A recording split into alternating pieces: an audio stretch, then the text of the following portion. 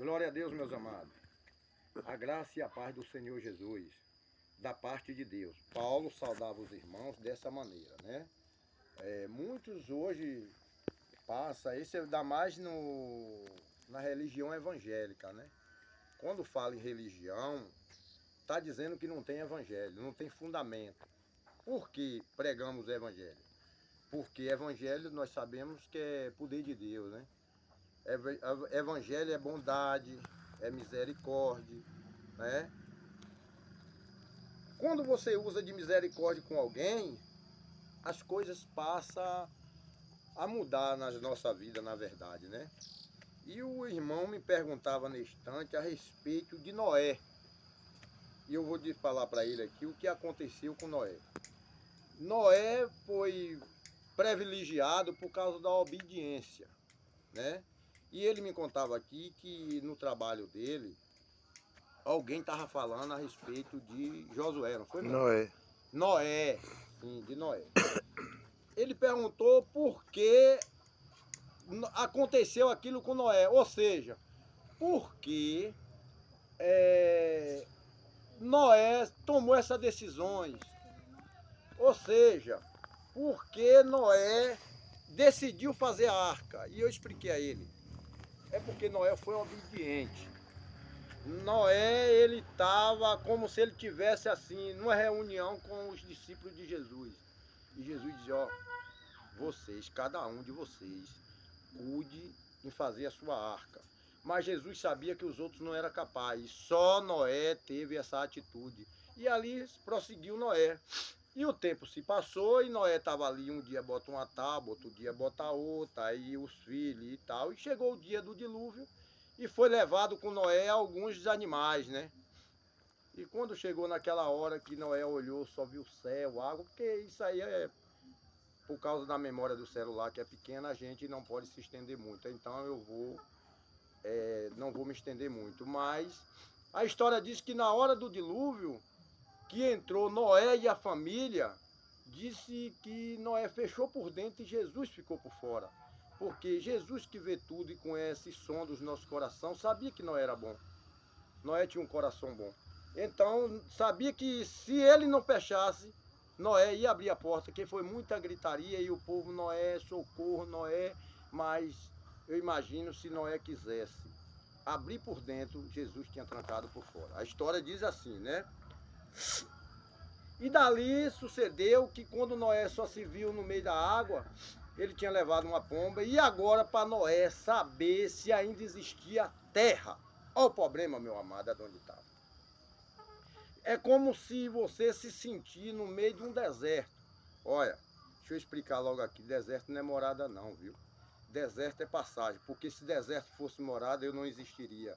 Mas para que o nome do Senhor venha a ser glorificado, estou aqui para a honra e glória do Senhor.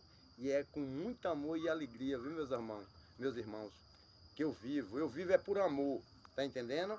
Então, Noé era bom, mas tem algo na nossa vida que é o jeito a gente se endurecer um pouquinho. E Jesus viu que ninguém ajudou Noé. Tem muita gente que hoje ele vive assim. Ele não lhe ajuda em área nenhuma da sua vida. Nenhuma quer dizer, em nenhuma. Muitas vezes até ele lhe atrapalha. Mas na hora que você vê você fazer coitado dançando, ele quer dançar com você. Mas na hora do deserto, ele não compartilhou com você. Você entendeu? E Noé, ele se sacrificou em fazer aquela arca. Eu imagino que era um mundo sem fim de arca. Porque coube a família, coube a criação de animais. Mas Noé, eu imagino Noé fraquejou um pouco, assim como nós fraquejamos. Até porque nós somos de carne e osso. Mas Jesus pediu que não viver, para nós não viver segundo a carne, mas segundo o seu Santo Espírito que habita em vós. Então, quando você sai da lei, passa a viver a graça, ou seja, passa a vivenciar o evangelho da graça de Deus, algo diferente passa a acontecer na sua vida. Vozes diferentes você passa a ouvir. E daí para diante, sucessivamente, a sua vida passa a ter uma mudança. E Noé teve uma mudança. Porque Noé creu. E Jesus disse que aqueles que crê verá a glória de Deus. Noé viu. Viu, meu amado? Noé viu. Venha cá, meu amado. Você achava no decorrer dessa história que tem muita gente também que me pergunta: e a história de Jonas, que foi parar no ventre da baleia? Ó, primeiro que Jonas não foi parar na barriga da baleia. A Bíblia diz assim, mas se nós formos ler isso aqui, ó, de forma literal, nós não vamos entender nada. Tá entendendo, meu amado? É fácil alguém chegar assim, como eu estou aqui no livro de Josué, né? Josué faz de novo conceito com o povo. Agora,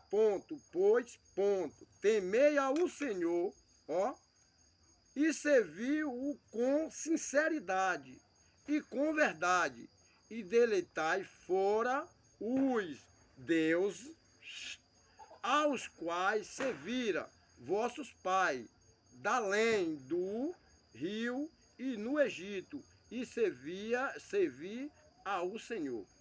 Olha, deixa eu me estender mais um pouquinho. Porém, se vós parecer mal aos vossos olhos, servir ao Senhor, escolhei hoje a quem servais, se os deuses a quem serviram vossos pais, que estava da além do rio, ou dos deuses dos amoreu, em cuja terra habitarás.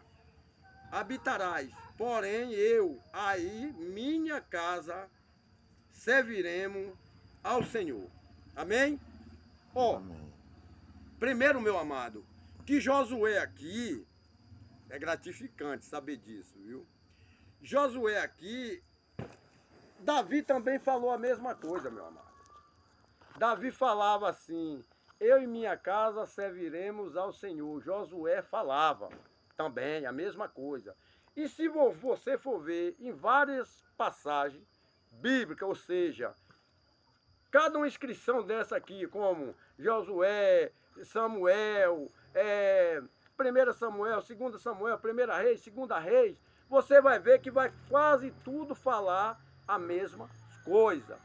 Quando você chega Mateus, Marcos, Lucas e João, você vai ver quase as mesmas coisas. Mas quando você chega de Atos, que o apóstolo Paulo entra na jogada, a história muda.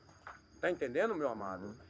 Eu acostumo dizer dessa maneira: a graça de Deus, quando é revelada na minha e na sua, meu amado, você já não passa a não viver mais você.